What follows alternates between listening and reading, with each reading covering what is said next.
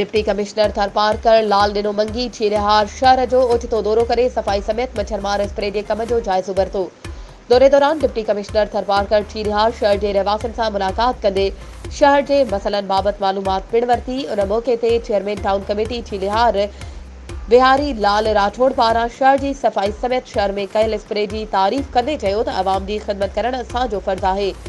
शहर के मसइलनि खे तरजीही बुनियादनि ते हल कयो पियो वञे। दौरे दौरान deputy commissioner Tharparkar police station चीरिहार जो भी दौरो करे मालूमात वरिती। उन मौक़े ते असिस्टेंट कमिश्नर मिठी संजय कुमार तरकियो पिणु मौजूद हो।